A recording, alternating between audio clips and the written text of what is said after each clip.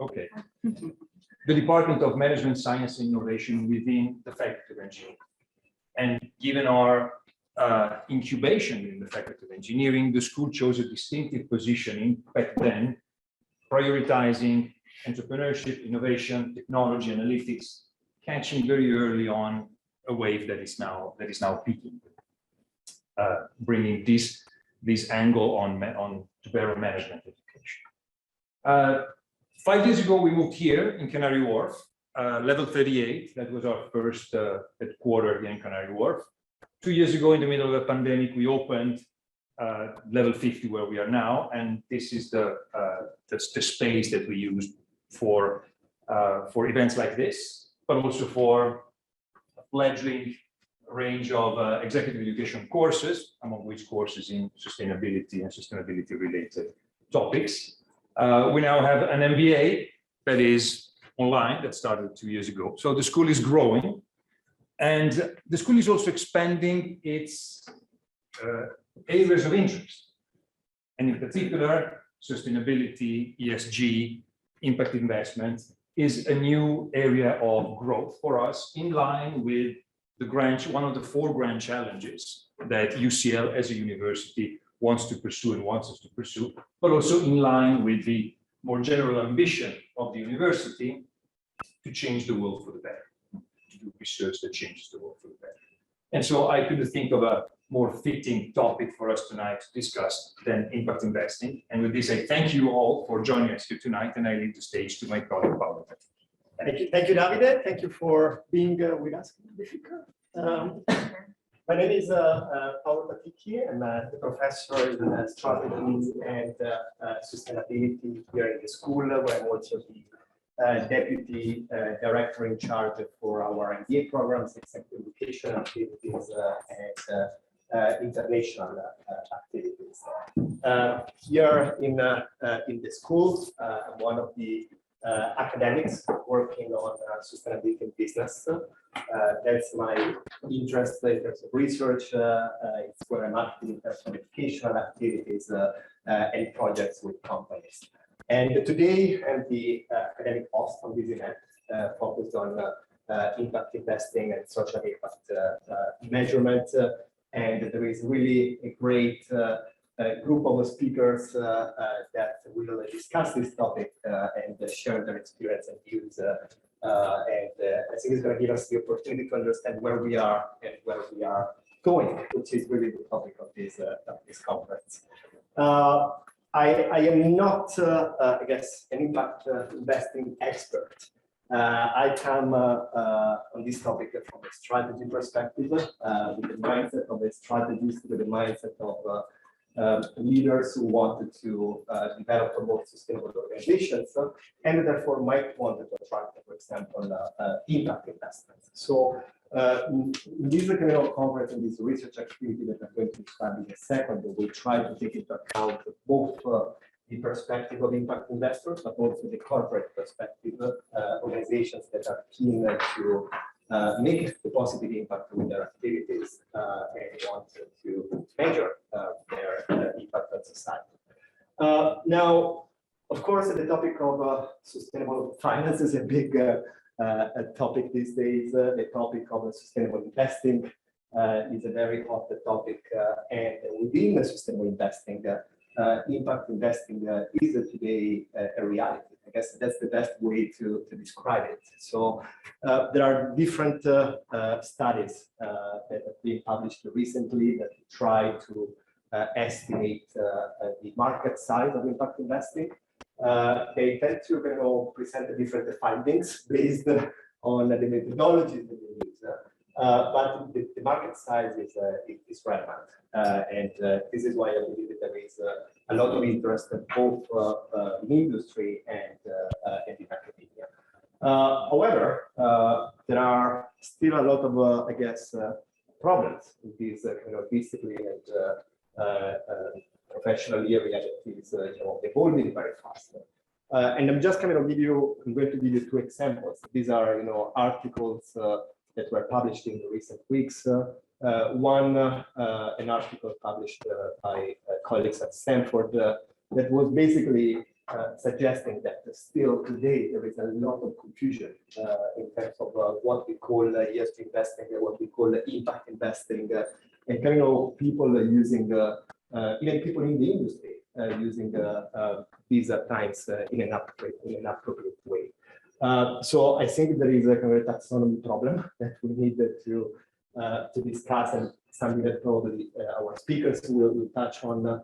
And then something I also think is very important to say is that when we discuss impact investing and social impact management and measurement, we need to remember that we always need to apply system thinking. So we can't basically focus on the S of ESG in isolation. Okay, basically the S is connected to the E, is connected to the G, and so on. So again, this was an article I found very interesting a few days ago that was basically pointing out to green initiatives that of course are very positive for the environment. And today we see a lot of organizations and a lot of governments developing strategies for decarbonization.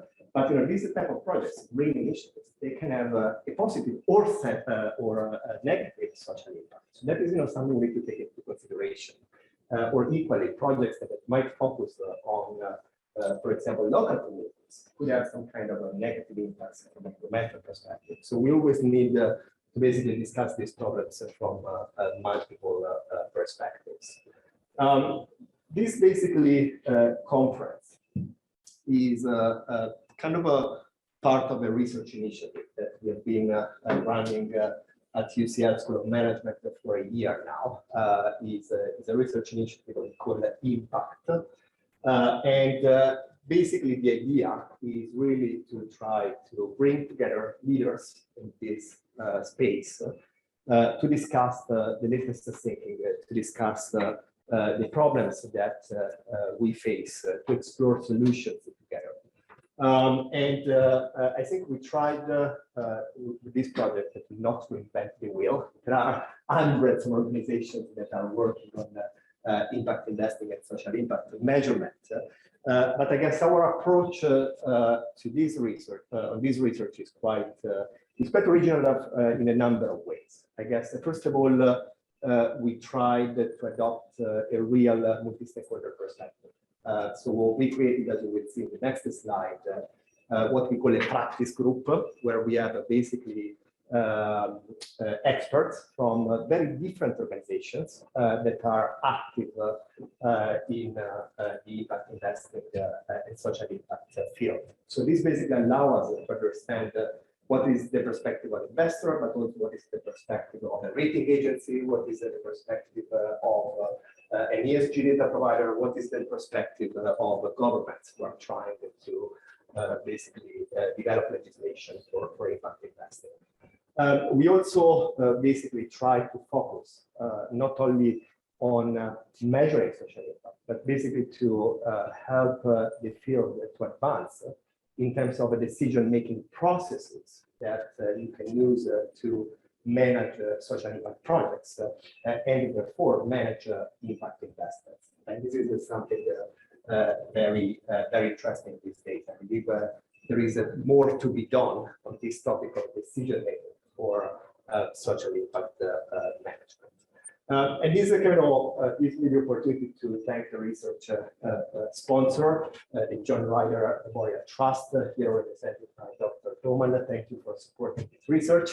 And also gives me the opportunity to thank the researcher who was involved in the first year of this research, Chiara Andreoli, who is visiting a PhD student from Copenhagen Business School, and she was involved in the first year of this research, and also she did a wonderful job in organizing this conference. So thank you, Chiara, for your hard work. This is just an overview of the current members of the practice group. So this is a very diverse group, as you can see. And what is nice is that it's also like a global group. So we do have a lot of experts from Europe, but we also have experts from other regions. So this allows us to really discuss impact investing and trends and problems from a global perspective. What we do with the practice group is that we run regularly workshops here at UCL School of Management to discuss the specific topics, and we basically get their experience of dealing with these products and their views, and this basically allows us, together with an understanding of research and literature, to hopefully advance the knowledge in this field. If in the room there are professional experts that want to join the practice group, please let me know at the end of the event. This is basically something that keeps growing every week, and it's open to everyone who can contribute to this research activity. Something I want to say is that today we published on our website 2 white papers. You have basically the link to these white papers on your tables. And these are basically part of the first deliverables of this research initiative. So we kind of tried really to summarize all of the interest in the conversations we had with our stakeholders.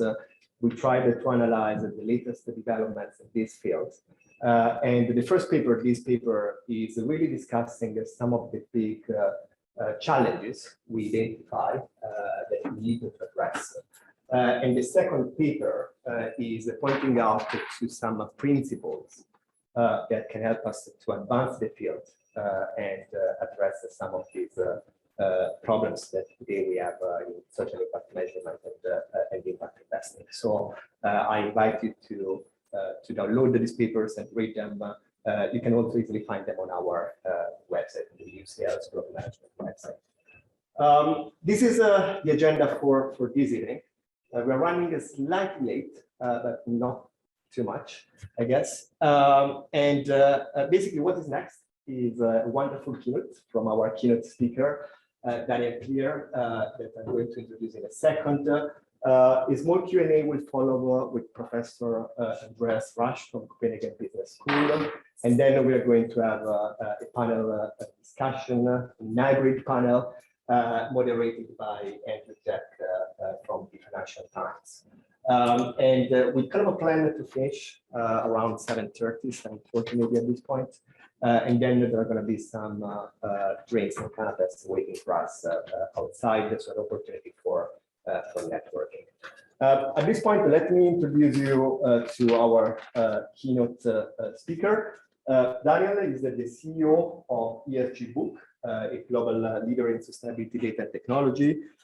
He's also the former global head of sustainable finance and group head of strategy at HSBC. And before that, he was a partner at McKinsey.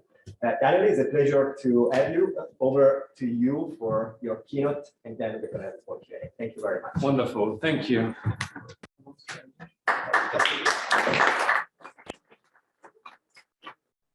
Thank you very much. Lovely to be here. As Paolo said, I'm in my third career. I spent a decade at McKinsey and almost a decade at HSBC, and I came to sustainability in a very similar way to Paolo. I came to it from strategy. So I was doing strategy consulting, and then our former joint boss, Stuart Gulliver, found me, and I became head of strategy at HSBC. And I ended up in the sustainability space because Stuart, who was a very visionary person looking in the future, asked me that question: how will the world look like in 2050? Do a lot of analysis, and you come to the conclusion that the world will be a lot more Asian, the world will be a lot more digital, the world will be a lot more sustainable. At least we all hope so. That doesn't need rocket science. But it was very clear that Asia was well understood, digitization was well understood in 2015, 2016, but in finance, sustainability was non-existent. And so I took on the role, really writing my own job profile, becoming the group's first global head of sustainable finance, to build a business across the space. And then sort of 2 years ago, I realized that I was sitting on a panel every week complaining about the lack of data. And so instead of complaining any longer, I thought it's time to make the switch and run a young company. So I'm the CEO of ESG Book. We're a 4-year-old company that provides ESG data and tech for large financial institutions. I'll talk a little bit more about that. I will also add to the confusion that Paolo mentioned. I will talk about ESG more broadly, and then tackle the impact space as one of the elements, because I think it is important that we take these things apart, because people confuse ESG, climate, impact. It is one big discussion of a lot of capitalists trying to shift. Impact is a very small part. So what I thought I'd do, I'll give a very quick update of where I see the whole industry heading. I'll talk about the challenges, because people like to talk about challenges.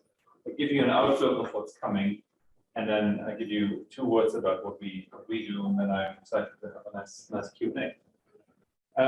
So the rise and reach of ESG. What do I mean by this? Maybe two quick perspectives on this. I don't need to tell you that sustainability and ESG more broadly is taking over the center stage of financial markets discussion. Right? It's no longer a small team at the side, it's becoming a mainstream topic. But why is that? I think there are 3 big drivers. A lot of capital has made big commitments. You see one number here on the slide, which is 120 trillion that signed up to the UN principles of responsible investing. All that says is they will integrate non-financial metrics into the decision-making process. It doesn't mean there's impact. It means they're looking at other things, other externalities as they make decisions. And the other number that is not on the slide is 130 trillion stood up in Glasgow last year and made a commitment to align investment portfolio to net zero. Also not impact, but a very, very large amount of money that is trying to address an urgent cause. And that means people obviously need better information. The second big driver, and probably more dominant one now, is regulation.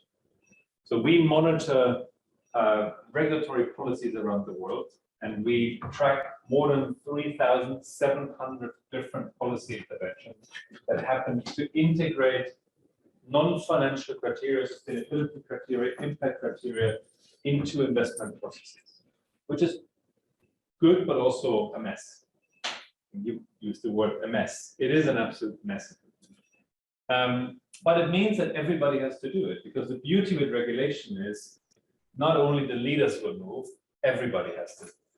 Right? So in this country, when Mark Carney started the movement on integrating climate into oversight from the Bank of England, it suddenly meant that not only Triodos, who was a bank that was very environmentally focused all along, was doing it, every single institution had to think about climate. And I think that's the beauty of what regulation can do. Europe probably leading, the US slowly following, and also Asia now being on the track. And then finally, what for me is the most interesting thing is the real economy is shifting. Right? It is, in the end, the real economy that is reallocating capital. The data point I put on here is just the companies, number of companies that have a science-based target that's approved. But you see it all across the world, the real economy is shifting. I was at NOAA conference on Tuesday, which is probably the leading conference where venture capital firms meet young startups, like what we are. All focused on sustainability, and the investment thesis is very, very clear.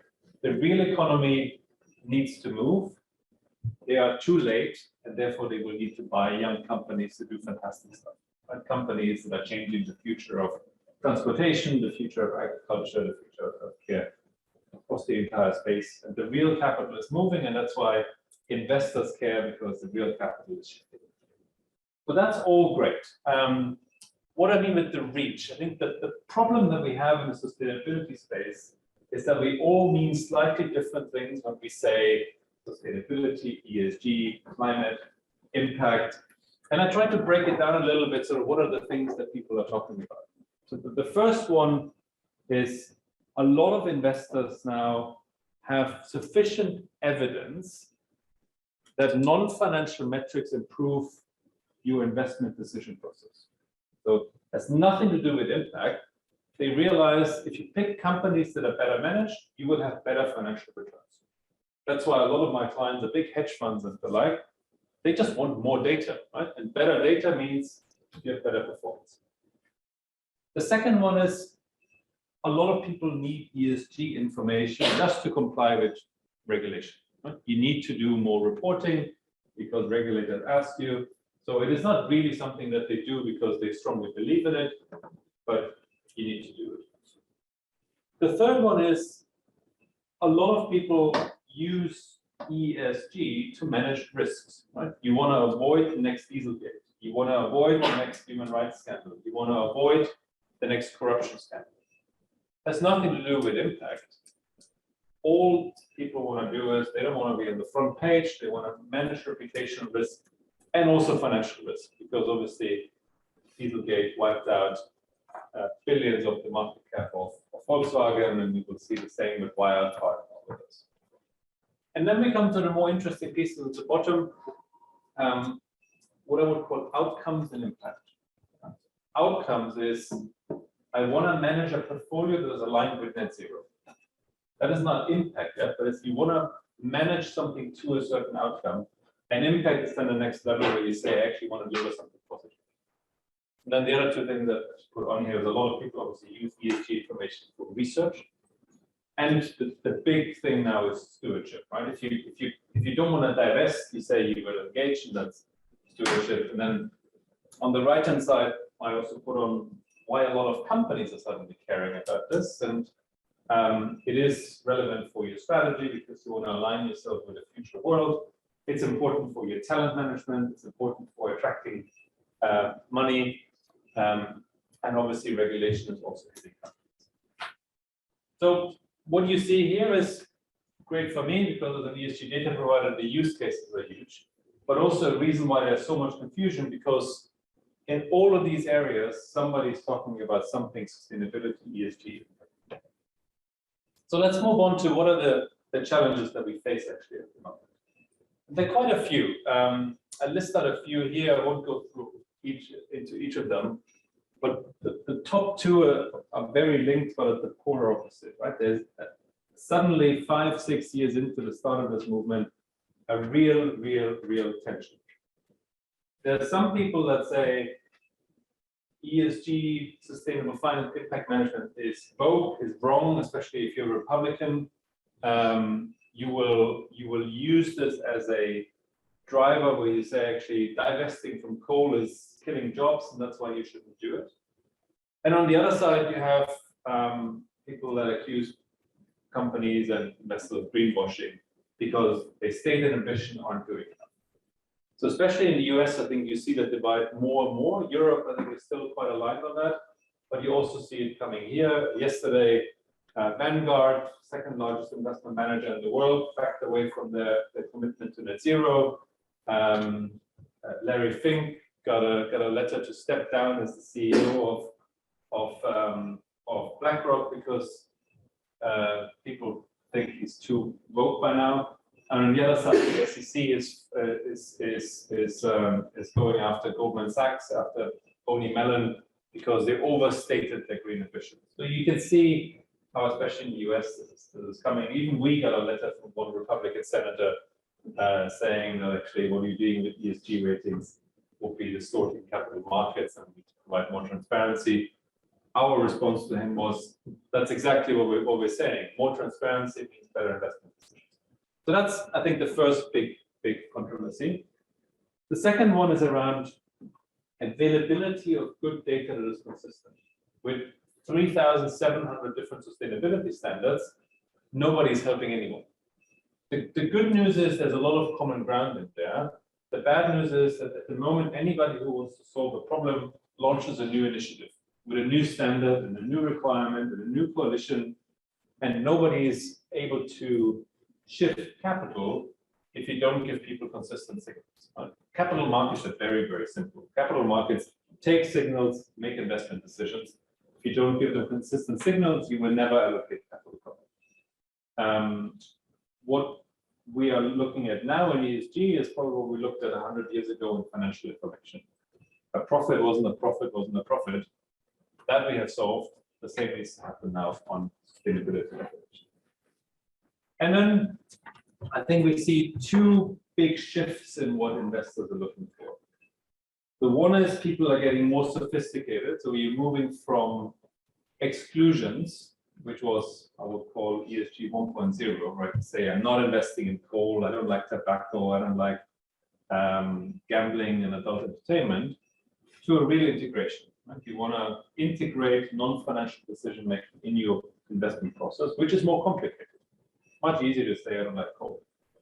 And then the second, which I think is actually the biggest challenge, is we're moving from promises to execution. So far, it was good enough to pressure companies to make a net zero commitment, to pressure companies to say, I want to have at least 30% women in my leadership positions. That no longer is good enough because time is running out. So people are moving from promises to execution, but execution is much harder to track. Making a public commitment is easy. Delivering on it is actually the hard. Let me put a bit of data under this. So one is we have a big database of the 3,700 sustainability initiatives. I pulled out a few of them. And you see the correlation between isn't very big. So what you see on the slide is on one axis, the big standards, and then mapped on the other side, the same ones. And you would see that 42% of GRI metrics are also found in SFDR. 41 of GRI metrics are also found in SASB. But generally, that overlap isn't very big. Right? So you have a lot of consistency, but every standard at the moment is so different that you can't create one single data set that actually satisfies different people. And therefore, whenever there's a new initiative, the World Economic Forum had this big initiative 2 years ago where the big 4 consulting firms came together and said, we're now launching the WEF metrics, and the WEF metrics will solve everything. But sadly, only in this view, take GRI and WEF, only 43% of them are consistent. So we're inventing new metrics, we're inventing new ways of measuring. So that's one problem. And companies are just confused, right? Companies are saying, I'm getting so many different exit questionnaires, I don't know what to do. The second thing is we just don't have very good disclosure. So I'm looking here at the top 10,000 companies in the world, and I'm looking at how much they disclose. Scope 1 and 2 emissions by now 55%. That's pretty decent, right? I can work with this. Scope 3 emission, a third of the big companies in the world. That's already getting a bit more challenging, especially when we know that 90% of emissions are in Scope 3. Only 2% of companies have TCFD disclosures. Only 4% of companies disclose something on water. So suddenly, actually, this becomes quite patchy. And without good information, very hard to allocate capital. And then maybe the third one just to pull out is my point on moving from promises to execution. And here we have statistics of the amount of companies that are aligned with a net zero pathway. So 1.5 degree pathway. And you see that there aren't that many. In Europe, it's better. 50% of companies actually have an aligned pathway. Often technology companies, not as resource intensive. A lot of the production has been outsourced. When you go to Asia, up to North America or the Middle East, you see 2/3, 87% in the Middle East don't have an alignment. On the other side, you see the same thing for sectors, so energy, minerals, 98% of companies don't have a net zero target. So if you want to allocate capital to companies that are actually delivering on a certain pathway, suddenly you end up putting most of your money into European tech companies. And that's not going to help anyone. And therefore, I think moving more companies to a pathway on net zero is so critical. So quite a few challenges, a lot of inconsistent standards, not enough information, and actually the companies that you could invest in, not many of them are on a pathway that gets you to where the world wants to get you. So let me give you just a few minutes of an outlook of where I think this is heading, and I'm calling it from ESG 1.0 to ESG 2.0. The first one is I think we're moving from simplistic scores to a lot more data-driven solutions. So one of the problems that I think we have in our space at the moment is that investors and companies believe a single number can explain the world to you, can explain climate impact, non-financial performance. My favorite example is the rant of Elon Musk on Twitter against his S&P rate. Because Tesla was excluded from the S&P Sustainability Index. And that's probably right. Also, Tesla doesn't perform well when we look at the ESG performance of Tesla. Because Tesla has one thing that's going for it, which is a brilliant product, which is aligned with a net zero world, and is pretty weak on every other dimension. It's the worst on governance. You have a major shareholder who's the chairman, who's the CEO, who moves the share price in a WhatsApp or a Twitter message. You have a company that is outspoken against diversity and inclusion, doesn't allow unions, doesn't do a lot of disclosure. So no surprise that the ESG performance of Tesla is really, really weak. But the product is great, right? So if you want to have a portfolio that is aligned to net zero, you probably want to have Tesla. If you want to invest in companies that are well managed, you probably don't. And so the world of putting everything into a single score just seems to be over. And I'm not sure, are you still with S&P? No, good. So I think the world of a single score is over. We're moving to a lot more data-driven solution where you can ask different questions because the world is more nuanced. The second thing is that at the moment, non-financial information is normally already out of date by the time people report. It's so slow to get that information out, measuring the carbon footprint through the supply chain, getting it into a financial light report and bringing it out to investors. It takes 18-24 months. The data is incredibly backward looking, but what we all want is forward looking information. I think there's a big push now in how do I use, especially less structured data, news, satellites, social media, to give predictions on things that are likely going to happen. I mean, the simple examples are the collapse of Wirecard could have been predicted a long time before it happened by looking systematically at news and social media coverage. Because it was clear there was fraud. Enough people reported on it. It just took a long time for it to really become a hit to the capital market. Same with Dieselgate, same with the Vale scandal. So there's a lot of news and social media data, but satellite data is even more important, right? I think we all know that the great examples that if you want to know the GDP of China, you don't wait for China to tell you, you look at the number of containers at the port of Shanghai. And you can do that with satellite. And you can do that for so many sustainability topics. The third one is, yes, we have quite a bit of information on the public market, still gaps, but the majority of the world is private. And very few people have any information. So private equity investors, banks that are looking at how do we actually get data on all of these private holdings, which is a big unknown at the moment, especially when we look at less developed markets. I already said, I think we're moving from exclusionary tactics to much more integration, thinking about impact, thinking about SDG alignment, thinking about climate as an investment outcome rather than just an exclusion. And then finally, I think when ESG and sustainability started, it was very, very risk focused. So the scores that you consume from Sustainalytics, from an MSCI, were risk management scores. Right? They were scores to avoid problems. When we now think about impact, when we think about positive climate outcomes, you look at a very different way of consuming ESG data. So for me, that's a little bit sort of the shift from ESG 1.0 to ESG 2.0. Regulators make it necessary. Capital makes it necessary. All of these public commitments make it necessary. And if I look at what we are being asked at the moment, it's mostly, obviously, how do I comply with regulation? How do I deliver net zero? And then the next interesting dimensions are how to deal with nature, biodiversity, alignment with the Sustainable Development Goals. People are now hungry to get beyond the very, very simple first view of the world. So maybe just two more words on who we are. We're a 4-year-old company, about 200 people. We're in Singapore, Tokyo, Delhi, London, our biggest office outside of Delhi, Frankfurt, and Boston, New York.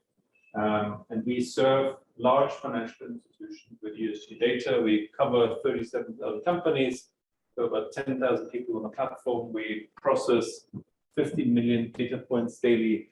So quite a big data operation. And what do? We provide three things. We provide ESG raw data. So if you want to know the carbon footprint of Delta Airlines or the number of women on the board of Sony, we give you that. We then turn that into models, climate models, risk management models. And we have a technology platform, and you see on the right-hand side, we work essentially with large capital providers. We work with Nasdaq, Dow Jones. We now provide Bloomberg with a lot of our data to help investors integrate non-financial data rather than single metrics into the investment choices. So a 4-year-old company, we just did Series B in June. So for me, also personally, just a phenomenal experience to build a company in an area with so much appetite and so much demand. Many things go wrong every day. We're a fun little setup in Camden, very different from HSBC in Canary Wharf. I wouldn't miss my days at HSBC, but running a fintech in climate tech company, now what people call us in Camden, is quite the opposite. So a really, really enjoyable journey.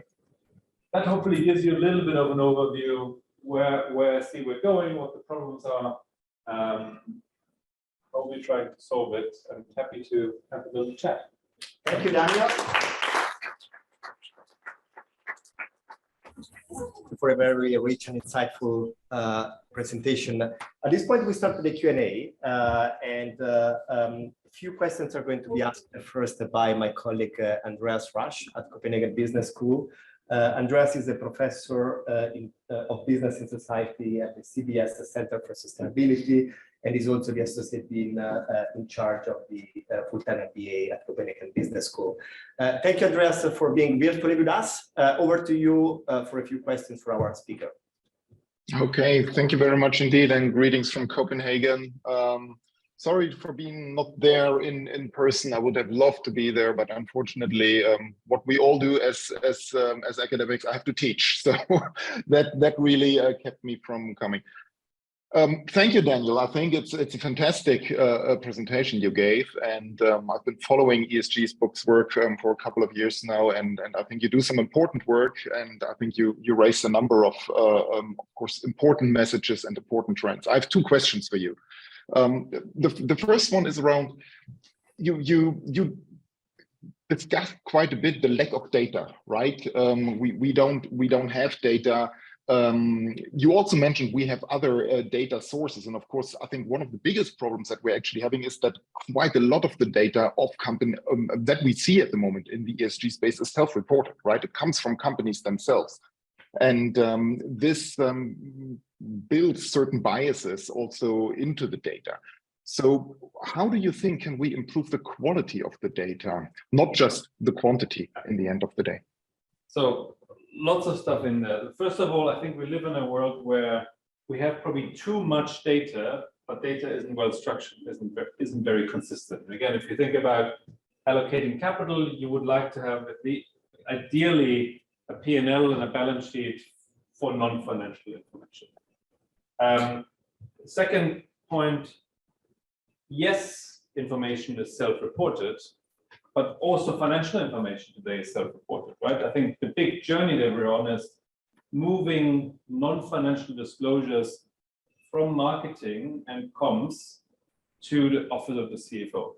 And that's where obviously ISSB is going, so the International Sustainability Standards Board, which is the combination of SASB and a few other initiatives sponsored by the IFRS. The idea is turn non-financial data from, I jokingly say, from nice magazines with smiling children on the front cover to data points that you can actually use for decision-making purposes. And then the third point for me is, and that's what we do, so we look at everything that a company says about itself. So we would look at, take Walmart, and we would look at the human rights policies and practices and procedures and due diligence requirements of Walmart. And then we read news, social media about what the world says about the company. And that is a very interesting sort of corrective measure, because very often you start to see that actually self-reported perceptions, so to say, are different from what the world says about it. And that often gives you a forward-looking indicator where problems will come, right? If you see that actually there's increasing noise around human rights in a certain company, I don't want to pick out Walmart again, because they're actually great, or you pick up noise around environmental practices, it is a wonderful forward-looking and corrective measure where you know actually self-reported data isn't quite accurate. So 3 points in response. I think there's more data than one believes, that the challenge is to make it consistent. I think the big job is to move it from the communications department and PR department into the office of the CFO, and regulators will do a big job there. And then I think the combination of structured and unstructured data allow you to do the corrective measure to company self-reporting.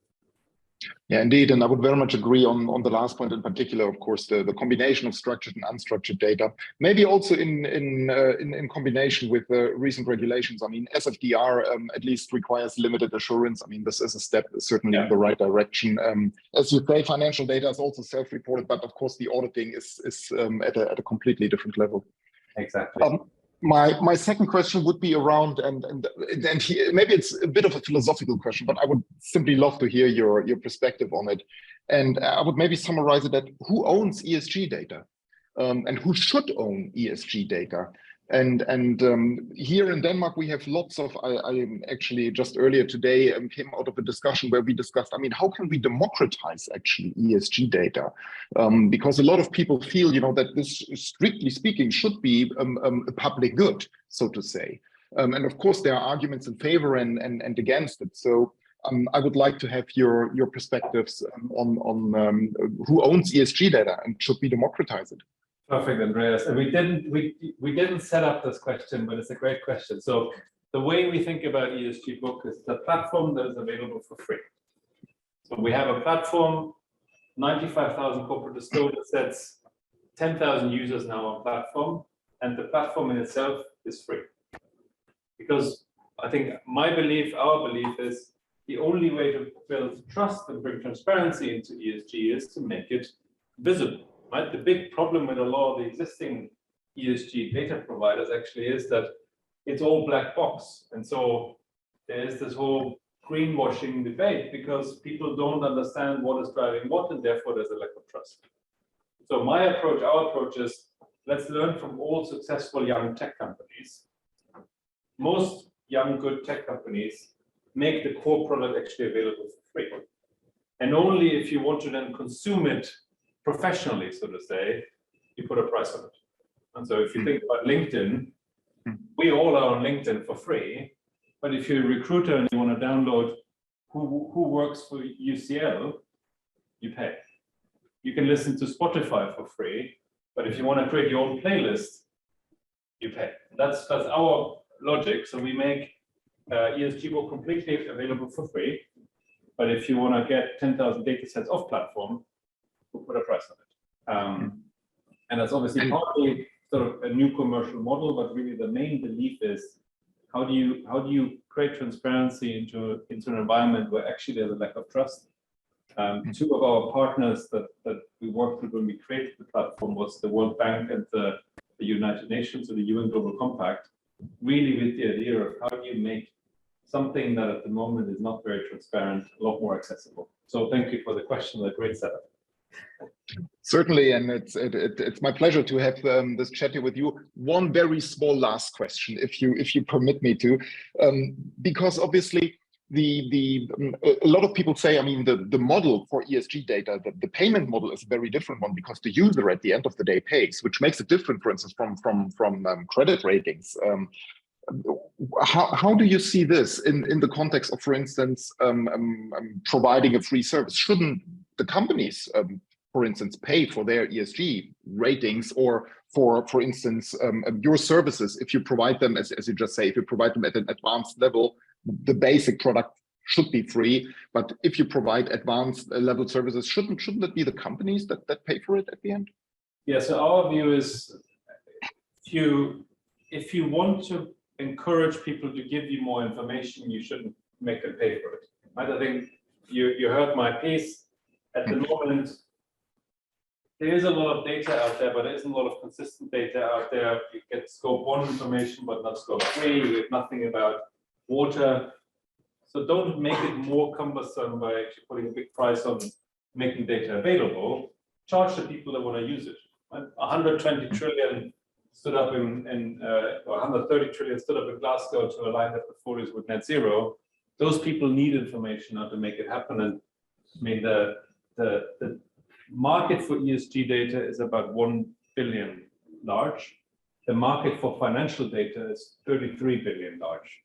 So it's a drop in the ocean compared to what people spend on financial data, risk management data.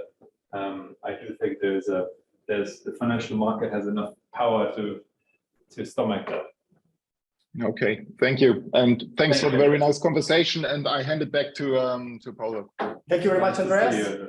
I think we have a little bit of time and maybe 1 or 2 more questions for Daniel, and then we'll let Daniel go. Who has got questions for Daniel?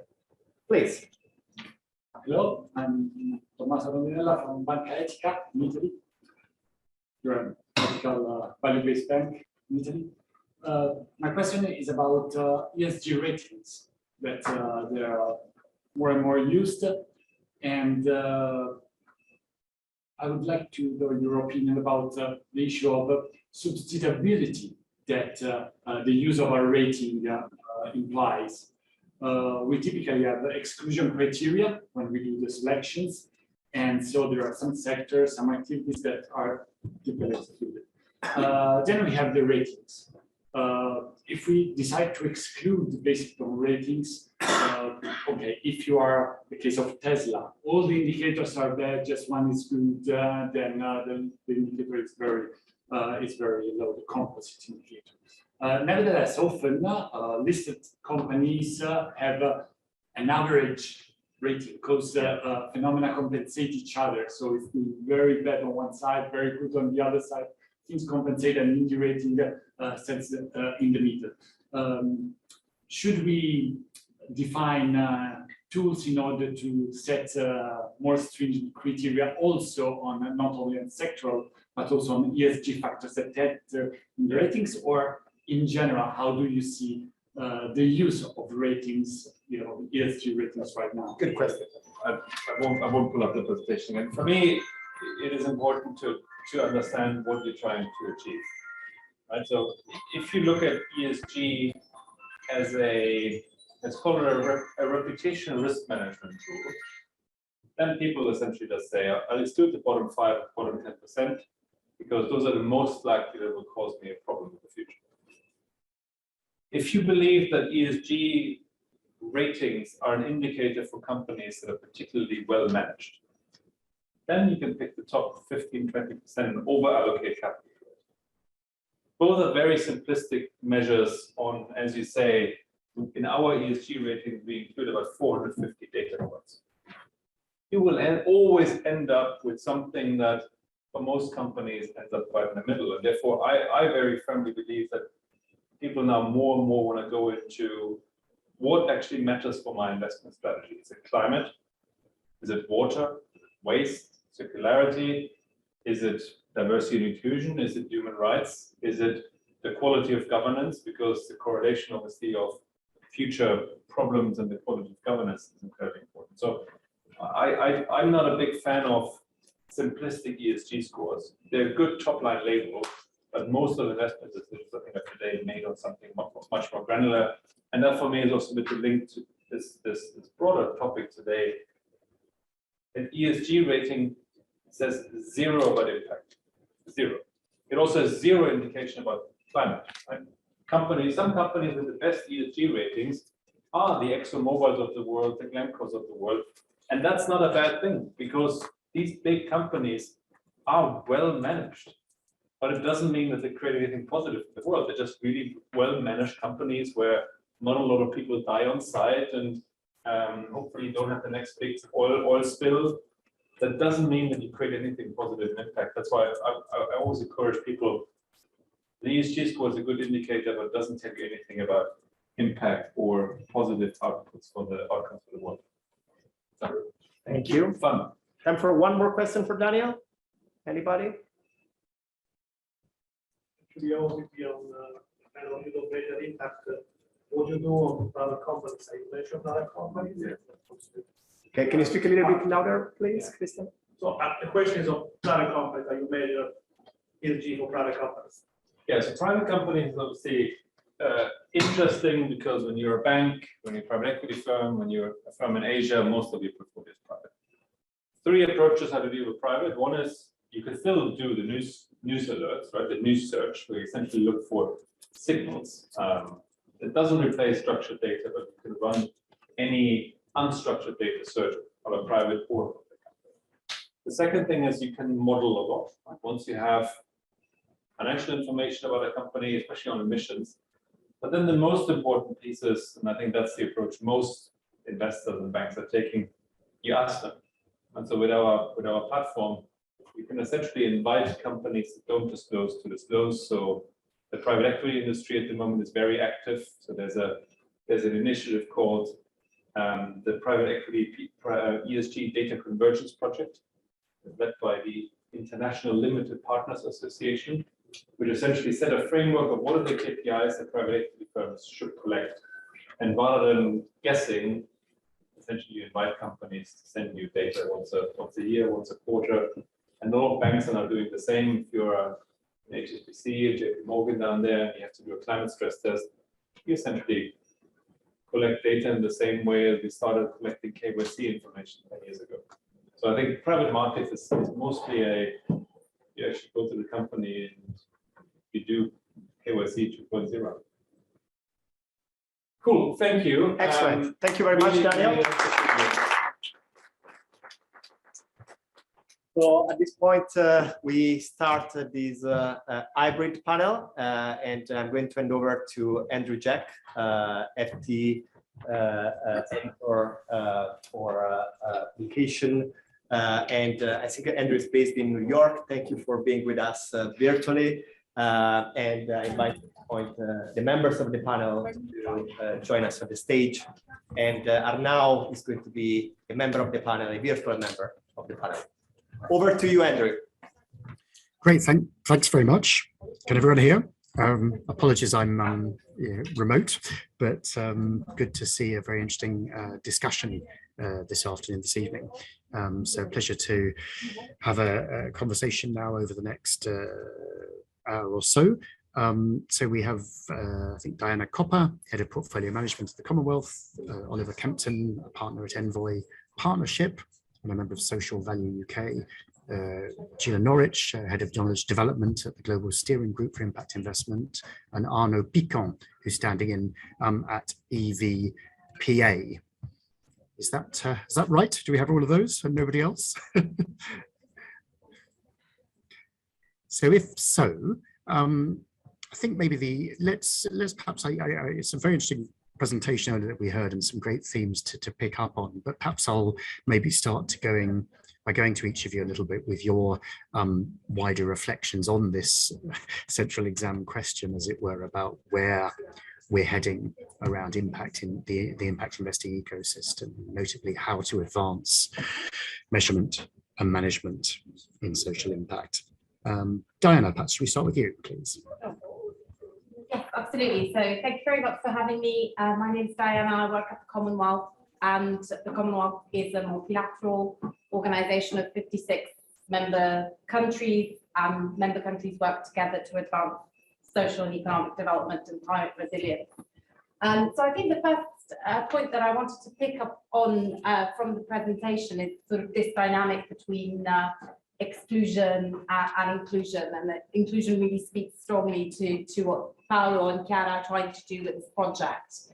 Obviously, one of the emerging markets and countries across the world, obviously also in Europe, but lower resourced countries are often the countries that are more in need of investment in infrastructure, investment in markets to really develop and achieve sustainable development goals and their Paris Paris Agreement goals, but they're often the countries that are more challenged to access this particular, access investment, whether it's private or public investment. And I think part of the challenge with that is also the complexity of the requirements. We've heard there's some 300 plus frameworks. So part of what I do is to support countries to sort of navigate this environment in order to access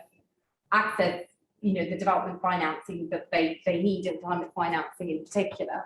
And I think it's really important to think, how do we bring this multi-stakeholder perspective in play, and maybe enable those that are really excluded from these conversations, that are at the margin, to be part of it, so that finance can be mobilized to achieve impact.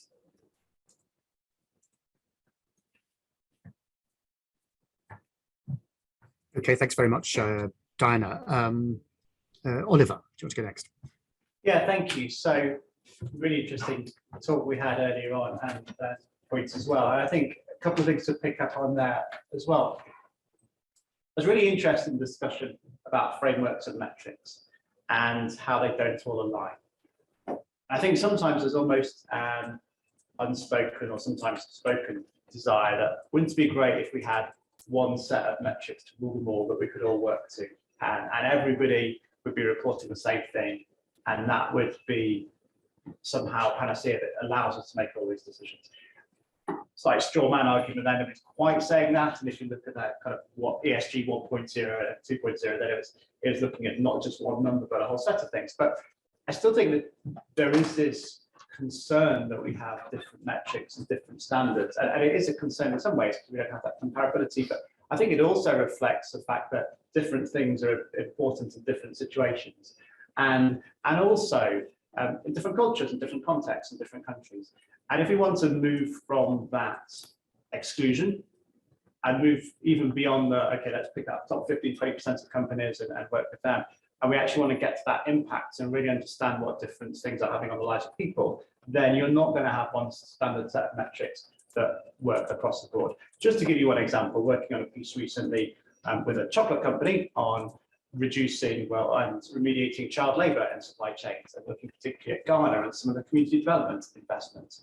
And the reality there is that if you actually want to go and understand not just the effectiveness of removing child labour from the supply chain, but also actually looking at the impact on communities when that kind of work and the different initiatives are undertaken, and the impact on the farmers and their household finances, and the impact on the way the community works, and the impact on the life chances of those children, then you're going to need a different set of measures to what you have elsewhere. And not only that, you're going to have to develop some of those measures by actually going and understanding what's going on yourself, if people do that. So if we're really serious about that impact, then often it's not going to be, let's draw in a set of metrics or a standardized framework from somebody else and so on. We're going to have to kind of dig deeper and be comfortable with different types of data as well.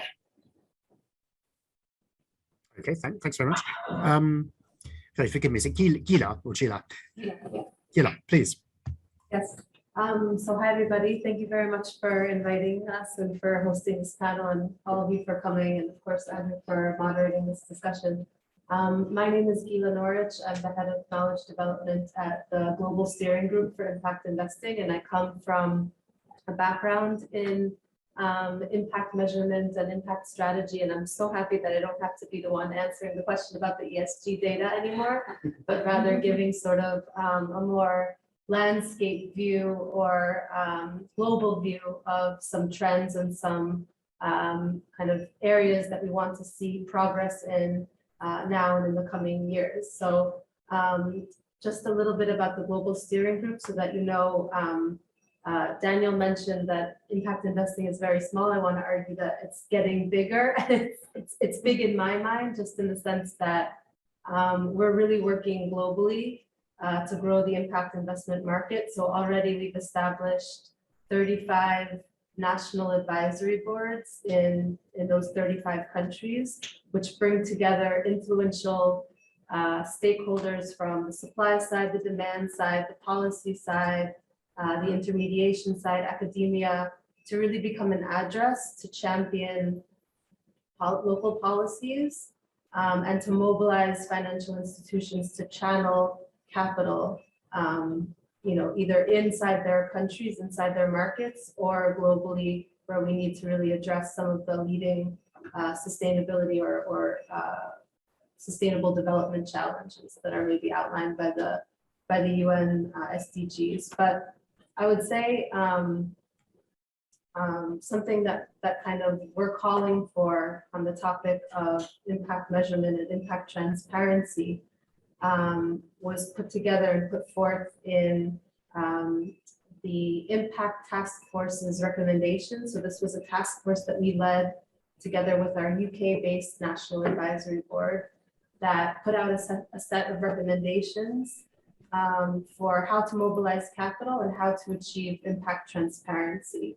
And so for impact transparency, we really need to see progress across 3 different sort of key elements. So we need to see more impact transparency.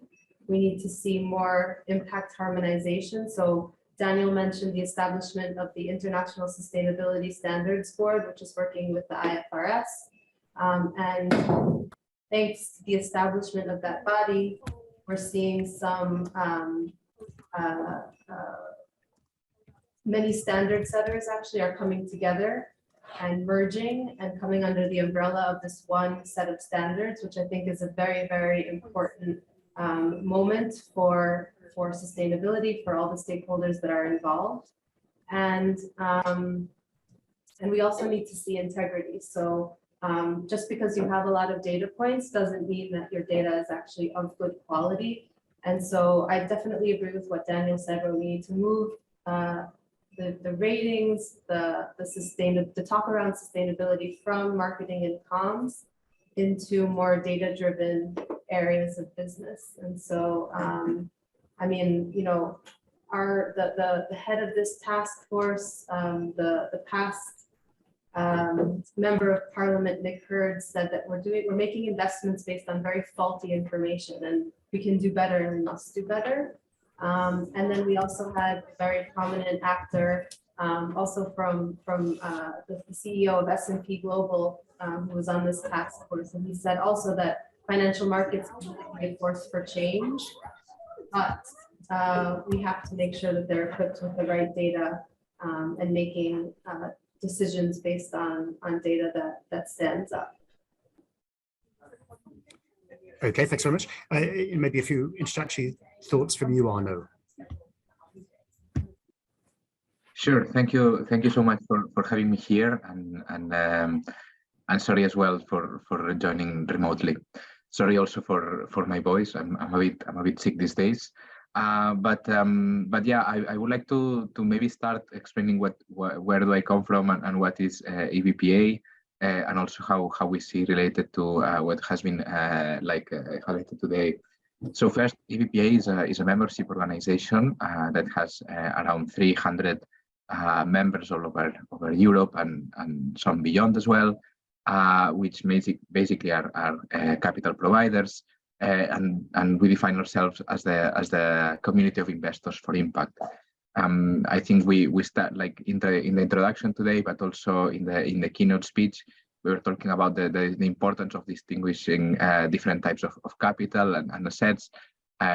So I think that this is also like one of the big key points for us as EBPA, representing this niche or this sub niche, which is investing for impact.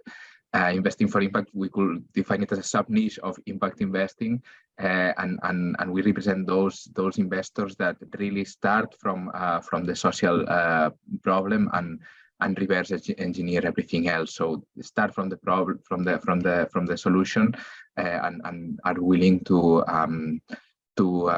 like have less attractive risk return ratios. Or to be like highly engaged with the way they support their investees to pursue the social mission that those have. So I think it's, yeah, I really welcome and celebrate that the distinguishing between of the different types of capital in the market was highlighted before, because being from this sub niche, there is a lot of confusion, and I think it's important to also like understand how we position each other in the spectrum of capital, and from there building bridges. So while hearing the keynote and also rating with a couple of objectives, they will say that we have from our community. One will be from our community to mobilize more capital towards the SDGs.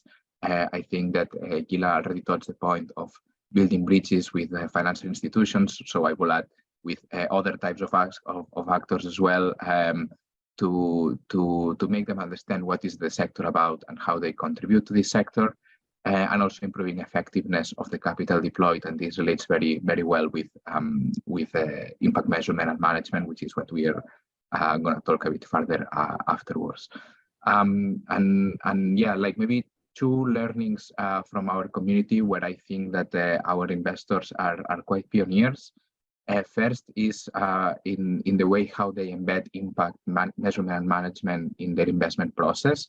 I think this was also in the keynote and spotted as a challenge for ESG. So I think that from our sector, this is a learning that can be taken. Investors that really have impact measurement and management embedded in each decision-making phase of the investment journey, and also looking at the demand side, how to embed impact in the business model. I saw one question around seeing if companies can be as efficient as others if they have a focus on IMM. I'm going to already answer that if I may. So not only as financially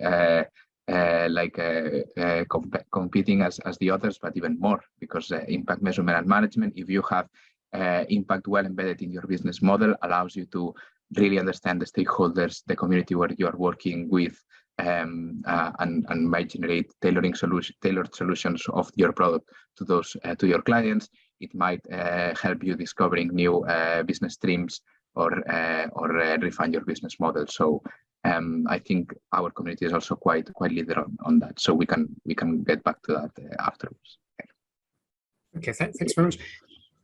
One thing, a theme I think a few of you have referred to is around, obviously we've talked a lot about the US and Europe, particularly around ESG, and indeed the pushback to some degree from the US. But what about emerging markets, and thinking about both of capital inflows potentially into them from traditional fund areas, but also sort of money flows and corporations based there?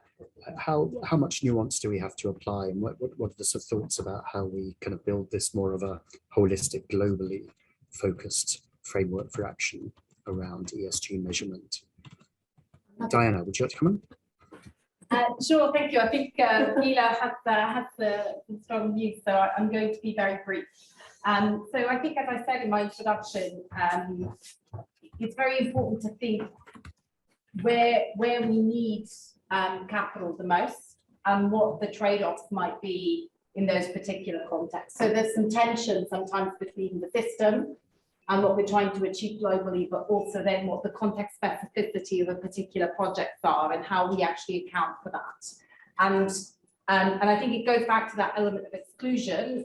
If you're a small developing island state, and maybe you're a sort of small petroleum producer, does the fact that you're actually investing in fossil fuels mean that you need to be excluded from capital markets because of that activity, or can that be part of your strategy towards economic development and decarbonization to a certain extent? So I think it's really important, and that's core part of the project, that we have a really good understanding of the context that we're operating in, including the businesses that are operating in that context, how they could be empowered and networked within regional or global context. Obviously, from my perspective, it's also important to how can the public sector create an enabling environment for this ecosystem to be in place and establish connection, and looking at initiatives, for example, as the initiative that Gila is leading, in terms of making sure that there's people working together from a variety of sectors, whether it's local government, national government, international organizations, whether they're international financial institutions, or organizations such as mine, in terms of looking at those national local strategies and the interconnection between economic development, climate resilience, and social development as well. Klier. I mean, I think to answer your question, I think getting emerging markets and getting players in emerging markets, whether it's policymakers or financial institutions or foundations, etc., local organizations, is incredibly important. I mean, these are economies that are growing at such a fast pace. You heard Daniel say, what's the world going to look like in 2050? Asia. Okay, that was the first thing he said. And really the mission that we have is to bring these voices to the table and to make sure that they're counted when we're moving forward with new standards and new global consensus on these issues. So, the IMF also says that that emerging markets will require something like 2.1 trillion annually until 2030 to achieve the sustainable development goals. And I think that getting them the capital, or making sure that capital is mobilized locally and internationally, will depend on if we can get the impact standards question right. And so it's incredibly important that that happens. It's incredibly important that they feed into these discussions. So the GSG is making sure that their input is taken to the ISSB, for example. So they were included in our feedback letter when there was a chance to feed back into the standards. Our team is involved as a consultant or as an advisor on the, this is a committee formed of the OECD and the IMF and the World Bank and the UN and the GSG that are responsible really for bringing these views to the table and making sure that they're counted. And then, of course, there's simply that market building piece, which is what Diana alluded to make sure that the institutions are in place, functioning, that locally different stakeholders are able to have a voice, and that there are decisions are made and taken in a transparent way. And so both at the global level and at the local level, we're working very diligently to make sure that these new developments are a reflection not just of what's on top of mind in the West or in Europe or in the US, but very much so in other regions of the world as well. Thanks. Arno or Oliver, do you want to come in on the emerging market issue at all? I can jump in. I think lots of it has been said. So I will only add to the points the need for sharing data and for sharing case studies on such markets. I think that there is an issue of risk as always, but there is also of risk perception in those markets. So I think that that for the investors to prove their case and to build their case, they need already success stories and lots of cases of what has been built there. So yeah, I think that's something that we could work together to deliver. I think all the good stuff's been said already, to be honest. So I've not got anything to add that's not already been said. Okay. Maybe Diane, coming back to you and just going to this issue of, I know you were keen to talk about sort of system dynamics and distinguishing those from the specific context, how to frame that around the complexities of life cycles and so on. Yes, absolutely. I think one of the things that's most fascinating for in the impact investment space is this idea of change and how we achieve change, and for example, or complex social change. And I think part of the challenge is that social change is non-linear. So, I think one of the key advantages of the project that Paolo and Klier are working on is really to look at how we introduce a systems approach to impact investing and really looking at what the systems dynamic are in a particular context and what the power relationships are in that context, and whether we are in a sort of an emergent cycle. So we're on a tipping point of change where that social change is imminent and we're going with the grain, or whether we're trying to disrupt a dynamic. And obviously in a lot of social change, there are existing power relations in an environment. And if you're trying to disrupt that process, you might need to adjust your expectations in terms of, I think Arno made a really interesting point about risk. If you're operating in an environment where there's a lot of uncertainty, where you're trying to disrupt a trend, you need to factor in that your impact might be delayed, that you might need to invest more resources in order to achieve the change that you want to see. And I think the other point is also this idea of monitoring, and when do you actually register a particular gain, given that social change is a really dynamic environment. And so monitoring is a very expensive exercise. Sometimes it can be very resource intensive. And how do we ensure that we are looking at sort of short-term, medium-term, long-term impact? How do we do that? I think the white papers look at feedback loops, which are a really important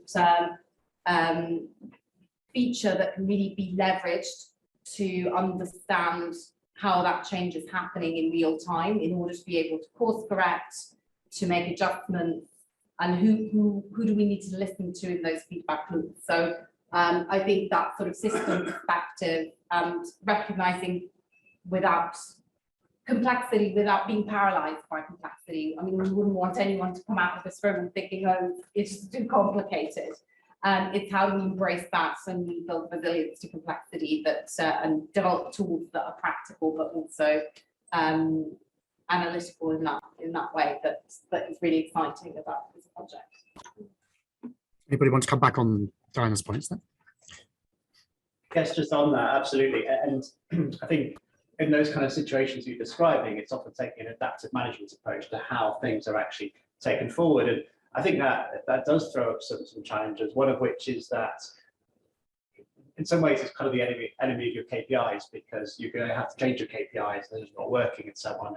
And actually it then requires a level of comfort with data that, not that just that the data is changing in bigger data, but you're just getting different kinds of data, and your whole sense of how do we understand whether we're being effective or not is up in the air.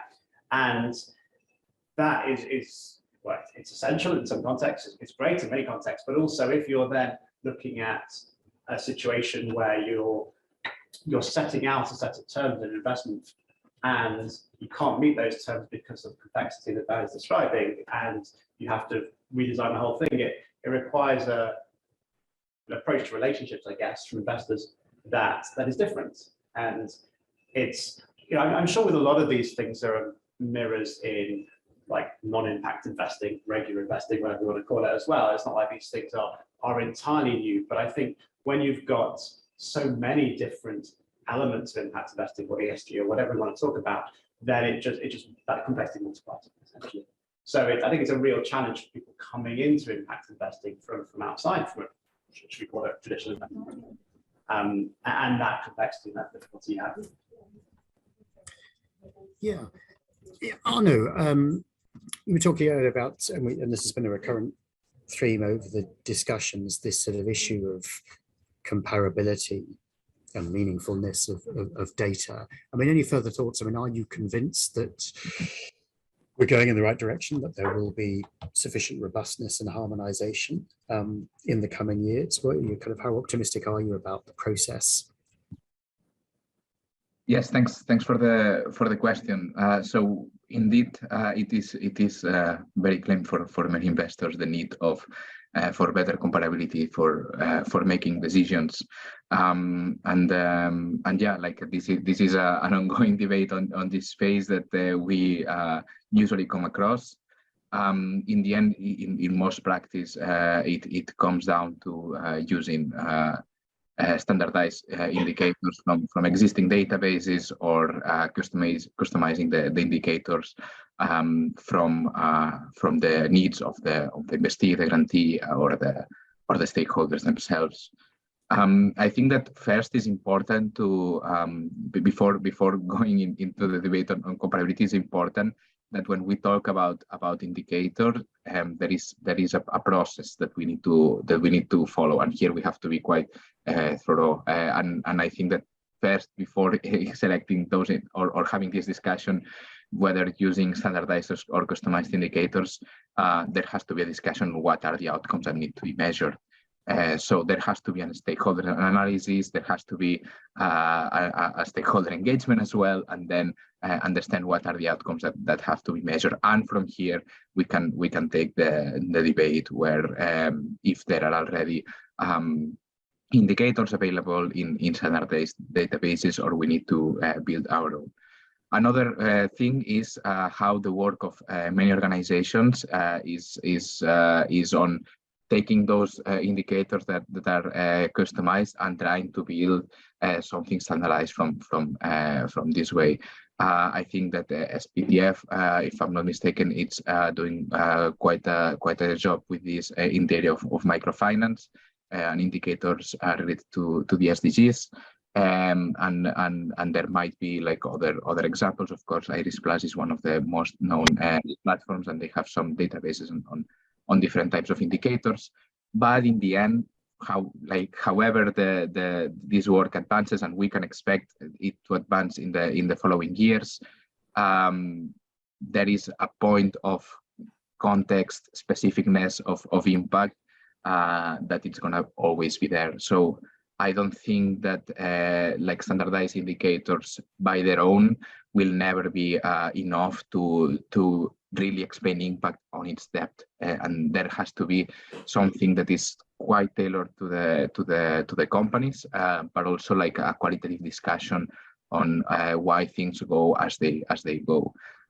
Otherwise, just like straightforward comparisons might be misleading, because some organizations are just better fit for the indicators, and that might not mean that they are actually having higher impact. Are you optimistic about the trend towards convergence around some common standards? I am optimistic. Sorry. I was going to Gila. No, beg your pardon. But by all means, come back. I mean, I think I might be of two minds. So on one hand, we've seen incredible convergence, as I mentioned before, with the Task Force for Climate-Related Disclosures, value with the SASB and other corporate disclosures. And now since COP27, the Climate Disclosure Project coming under the umbrella or pledging to work together and align standards with the ISSB. The GRI is still outside of that just because the ISSB is focusing right now on environment. So they're pledging to cooperate, but not necessarily merge completely. So I think that this progress towards convergence is great news for anybody who uses these standards, whether they're enterprises or investors. And I also think that there are some great platforms that are being built and also initiatives to show the interoperability of different standards and to show, I mean, that visual was very telling that Daniel showed where only 43% of the indicators overlap. But I think we're getting to a place where we'll try, I think there's an effort on the part of the standard setters to really make sure that there is more interoperability and harmonization of standards. And with the ISSB, there will be at least some baseline from which we will build up from that. But I completely agree with my colleagues. I agree, with Arno, I agree with you that for specific areas of impact measurement, and you really will need very different set of metrics. It will depend on the type of project, the location. I think also businesses have their own KPIs, have their own metrics, and that's very much accepted. And so I think that should also be accepted in a more impact investing, social enterprise, microfinance type of landscape as well. So I'm sort of two minds. I definitely think that there should be much more convergence than what we're seeing, and it's good to see this signal. But I do think that we'll have to retain some of the variability as well. Oliver? Yeah, I think I'd agree. So I think that increased coming together, convergence, is really important and really good up to the point that it goes.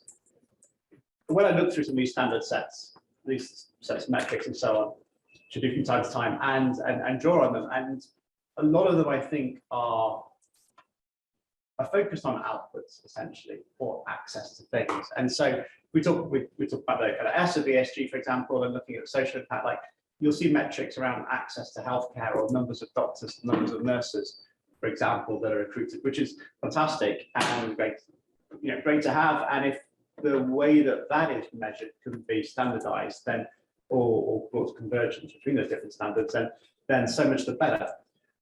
Of course, what it's not then telling us is about that actual improvement in people's health. And then do you try and have convergence around standards for how you can then measure that improvement in health? And maybe you do, but think about something like mental health. Are you going to have a set of 6 metrics that everyone agrees on? This is how we measure changes in mental health across the world. I don't think that's ever going to happen. And often we're not going to need to measure that anyway. So maybe that's not a problem, but sometimes you do. And it depends how far down that kind of thinking that chart of different almost layers of impact investing, outcomes, impact. If we want to get down to that, then sometimes we will. So yes, I'm optimistic about convergence and the willingness to do that.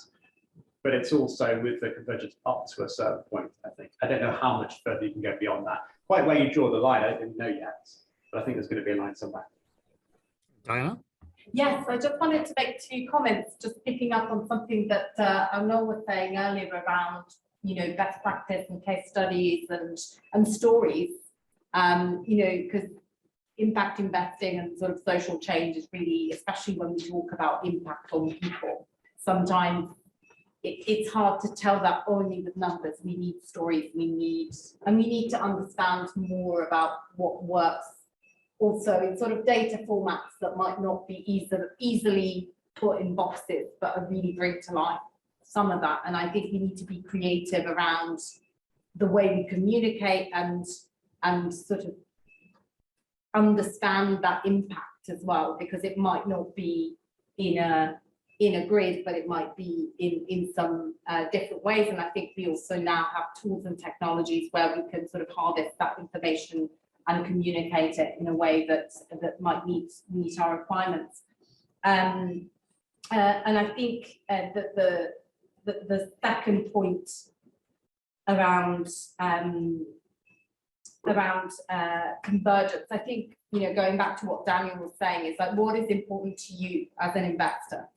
What is important to you as a government, whether it's local government or national government or a community? What is important to you today? What is important to you in a month, in 5 years, etc.? Because there isn't going to be energy funding for everything. As we've discussed previously, there might be trade-offs between E and S and G. So we need to really also understand that dynamic and understand priorities. And that's going to always be, to a certain extent, context specific, investor specific, community specific. So I think as strategists and planners, we can sort of get obsessed with having convergence, but change is also happening at the periphery and very much led by those who are in it. Okay, thanks. So we've had a few questions in, so let's perhaps turn now to those. There's a sort of existential one here to kick it off about can new companies and startups still be financially competitive while they're focusing on impact compared to those that don't have those, as it were, constraints or focuses? Who wants to kick off on that? Oliver? Yeah, good, easy question. That I see no reason why not, to be honest. I think from the question, I got the sense that was the implication that it's harder for new companies to be competitive because they need to address these issues that we've been discussing more directly, whereas other companies might not, or might have the resource. Well, perhaps, but actually, I think in some ways you've got older legacy companies where, older companies that have legacies that are harder to move on. And actually, if you're a new company, you can start afresh on a lot of these areas, I would have thought. So no, I wouldn't have thought so. There's all kinds of reasons why smaller companies or larger companies can be more or less competitive, but I've not seen anything. I think in many ways, the impact investing in the ESG, the move in that direction has benefited newer, smaller companies, perhaps over bigger, more established one, I guess we might take. Diana? I think I was just thinking back to Daniel's first slide on what the evidence is telling us, that actually companies that do use ESG metrics, are better managed in a lot of instances. So I think, and that might not always be the case, but I think we have evidence at this point that actually being thoughtful about how you build a strategy, run a business can actually be a competitive edge. And I think that's something that is really important to think about in terms of how can sustainability be my competitive edge as a company. And it can also unlock investment, including impact investment for companies. So it's really important to think about that interface between entrepreneurship, sustainability, and I think Paolo will correct me if I'm wrong, but investment flows in and entrepreneurship and sustainability is a very productive synergy, and a lot of the most entrepreneurial companies are sustainable companies. So I think as always there will be some divergence, but there is actually a lot of convergence between those two. Arnaud? Yeah, sure. I responded that before being very straight to the point, saying that they are not only as financially competitive, but more financially competitive. So maybe I will elaborate a bit on my point, and maybe aiming for some controversy here. But to my view, impact measurement and management, as I mentioned before, it's about understanding more the community you're working with, the stakeholders you're working with, the product that you're putting in place, and how this product affects their lives. So if you do impact measurement and management well done, you are getting to know better the stakeholders, your clients, all the people that you collaborate with. How do you communicate about yourself? So impact measurement and management cannot be a burden for a company. If it's embedded in their business model, if it's something that they genuinely aim at doing, it's part of their mission. It's just structuring a little bit the idea that entrepreneurs have sometimes, but haven't really put down and start tracking. So for me, they are not as financially competitive, but more, always under the assumption that we are talking about impact measurement and management done well, meaning done in the interest of those companies and also in the interest of the stakeholders that they are having an impact on. If we talk about reporting on metrics to investors that for regulatory problems or LPs requirements or whatever requirements they have, they come up with a long list of requirements on data points that have no value for the company, no value for the stakeholders, but they need to report on this to say that they are X type of investors. Then, of course, we talk about something different. Then we talk about a burden, because it is like physical and human capital, whatever the way it goes. But of course, here in this case, we are talking about something that doesn't bring any value to the company.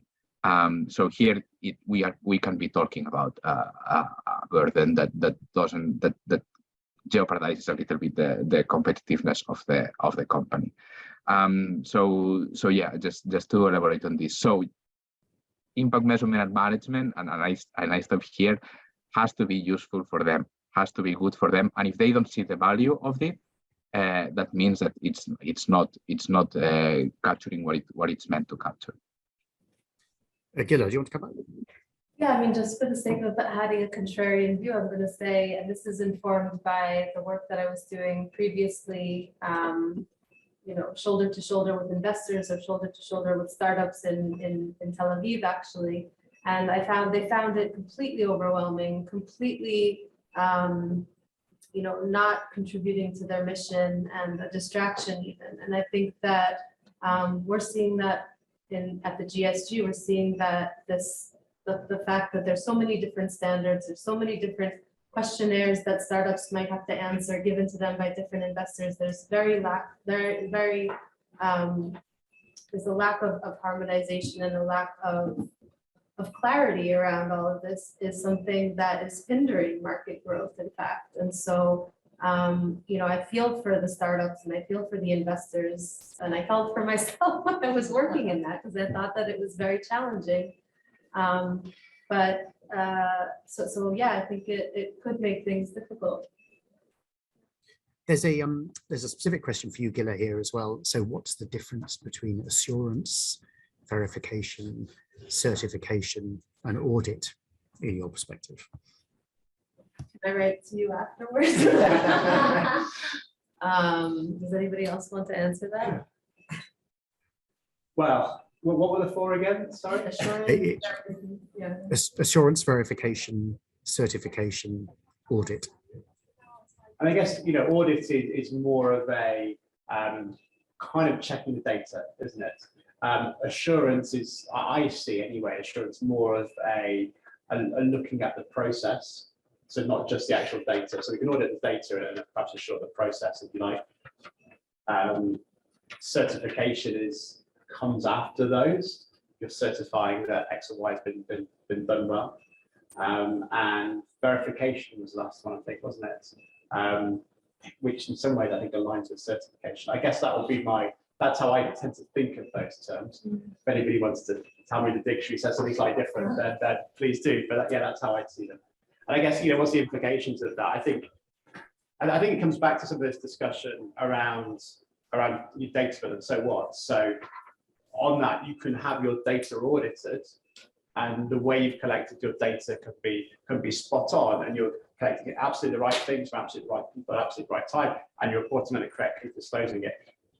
But that doesn't mean you're necessarily having an impact, or it doesn't necessarily doesn't give you the answer that you think you're getting from it, perhaps. I think that's where more of a principles-based assurance can come into play. Are you actually looking at the right things? Are you collecting the right data? Are you involving stakeholders in the right way? That kind of thing. Okay. Anybody else want to come in with anything on that? Just building on the points that Gila was making earlier as well. I think on the one hand, it's this idea of convergence and what is good data and what is transparent data, and do we need audit, or do we need certification, or do we need assurance? And obviously it might be different depending on context. If you're a sort of organic farmer, you might approach one thing. If you're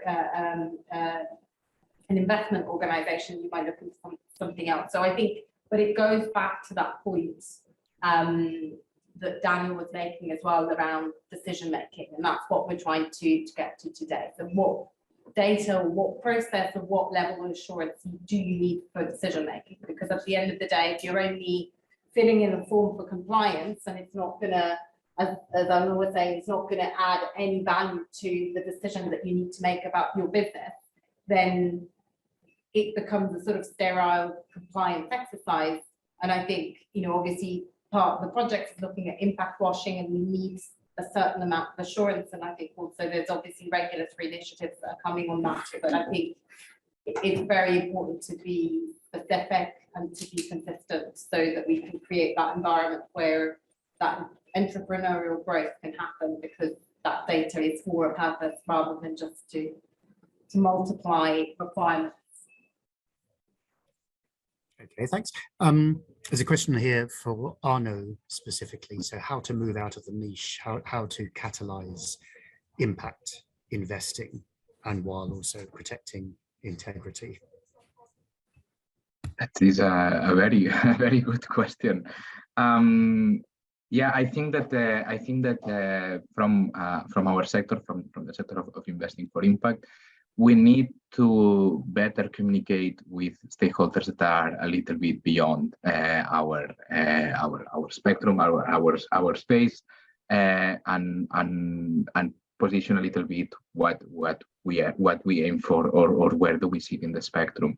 I think a key point here is the distinction of asset classes, the distinction of types of investors, the distinction not only from like legal ways and financial instruments, but again talking about risk return appetite, impact focus, willingness to take extra transaction costs.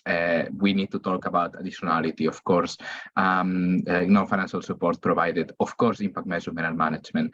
So all these topics, they need to fit together into a narrative that enables clarifying the different roles that each organization has in the spectrum of capital.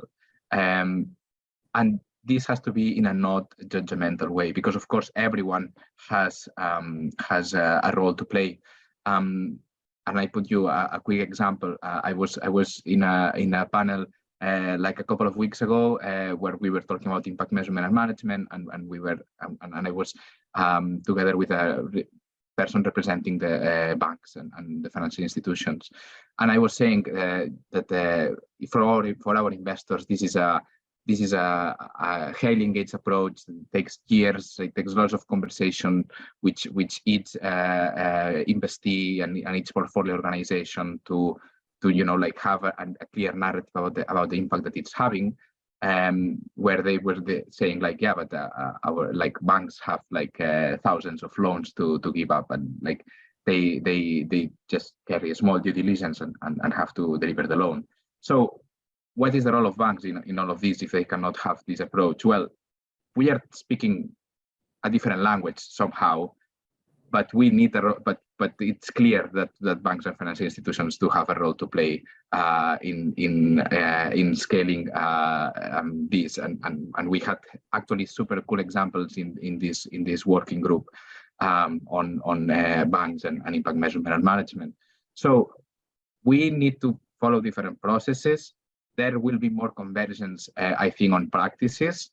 But still, we need to understand the different roles and the different positionings that each actor is taking into the space. And only this way we can really enable scaling that protects this integrity. Okay, anybody else want to come back on that wider issue of scaling up impact investing?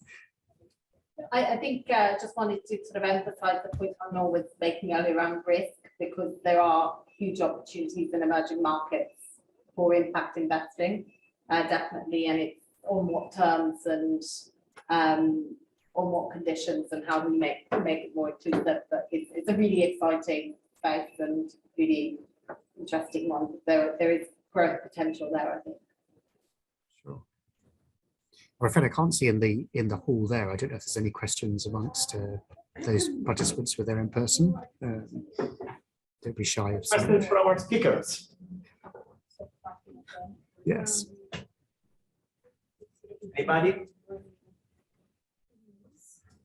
No, I think we're good, Andrew. Just the final thing, let me just throw out then. Obviously, we've talked very much about sort of the metrics for looking at investment projects in companies. A sort of parallel theme that interests me, the FT, is, as we rank business schools, and we're quite interested in what role and how business education should be at the forefront of this debate, in its operations, in its research, in its teaching. And I wonder whether you, as sort of, as those seeking insights or engaging through executive education or seeking to recruit, have any views about, whether there are some sort of equivalents or lessons from the wider ESG assessment process that would be relevant to actually looking at what business schools are or aren't delivering that we need in this space of, let's call it, impact investment.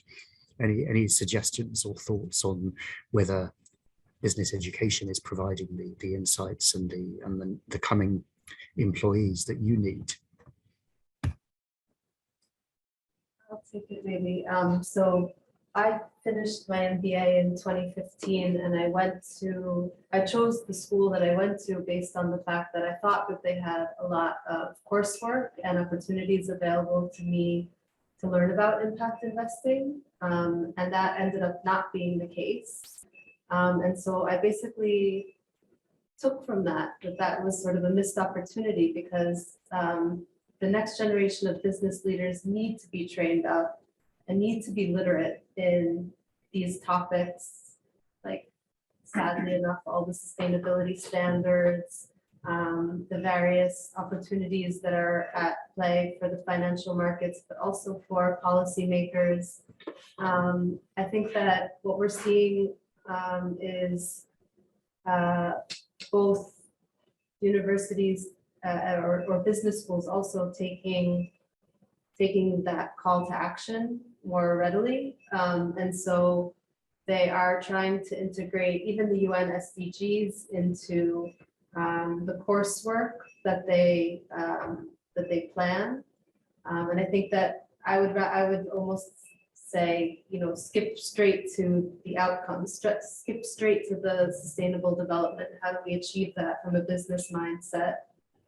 How do we achieve these outcomes from a business mindset? What are the instruments? What are the vehicles? What are the risks? And I think that I would definitely expect business schools to step up, just like the leadership that we're seeing at UCL, which is wonderful, to actually take it as a call to action of how can we equip our graduates the tools needed to make our world a better place. If I may, Andrew, on that, just reflecting what Gio was saying, when I remember when I was doing my MBA, taking an elective course on international business, and really kind of asking myself the question, well, isn't all business international? Or to a certain extent, it's, sort of a lot of the MBA, a lot of the business school graduates will work in global companies one way or the other. Even if you're working in a sort of local company, you're going to engage potentially with a multicultural workforce.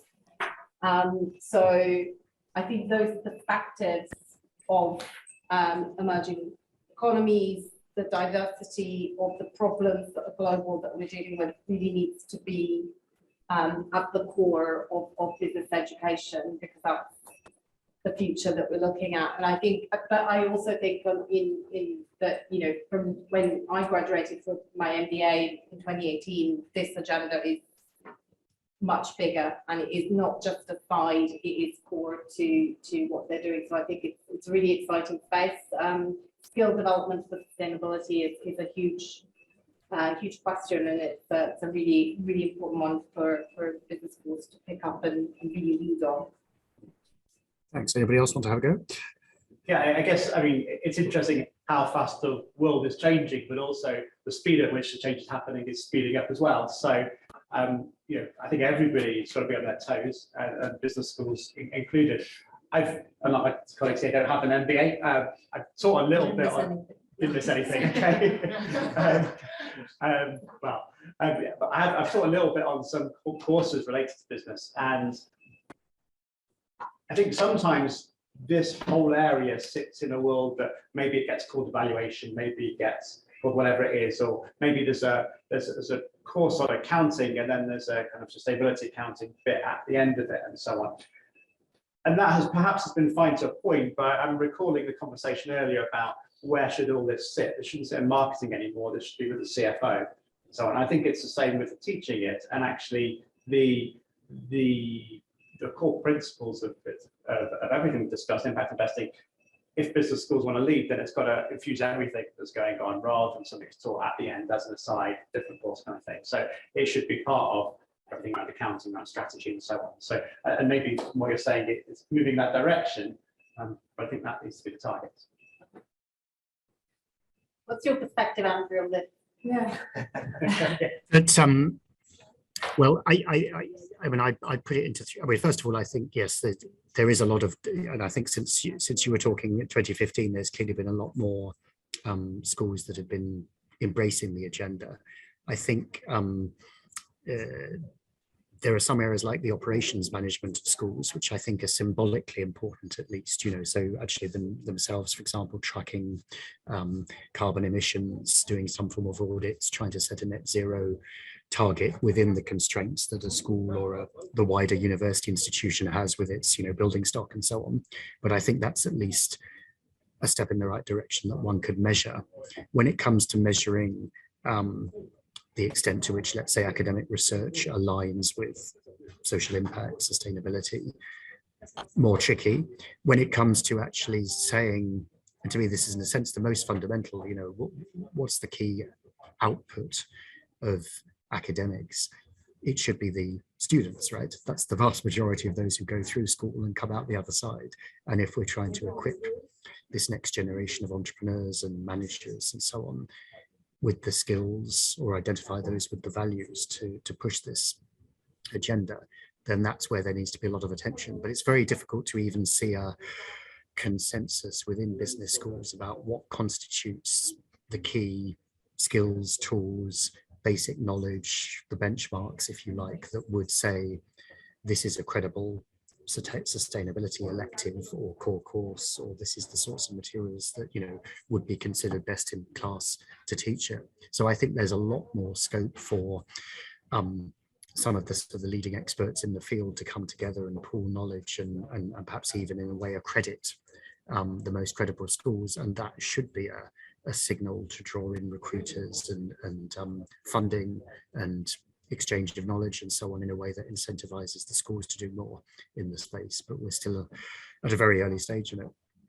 There's an initiative at Kellogg Business School in the States that brings together academics that are doing research on this stuff. I'm sure you know about it, but they're very under the radar. They don't seem to publish rankings or best practices, but they are kind of attracting a critical mass of researchers and professors to try to come up with.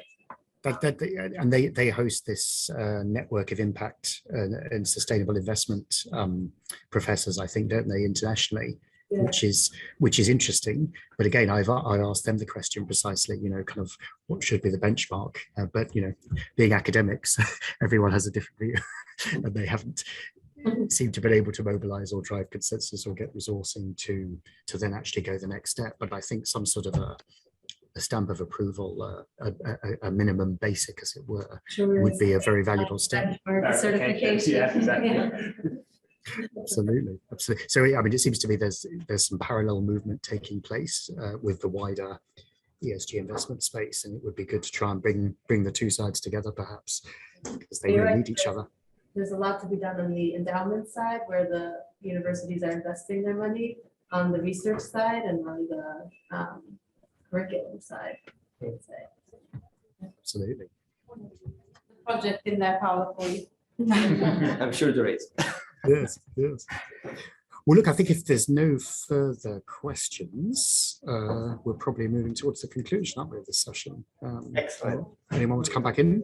I think otherwise, very good Can I ask discussion. everybody to join me in a round of applause for our panelists? Thank you very much, Andrew, for the excellent moderation. Thank you, everyone, for sharing your experience and views. At this point, I'm in a very uncomfortable position because I'm standing between you and the drinks, and I know it's quite late. But I think it was a very interesting afternoon, and I guess my key takeaway from the afternoon is that we needed to embrace the complexity of impact investing. We needed to learn how to navigate, and there is a lot of work to be done, a lot of research to be carried out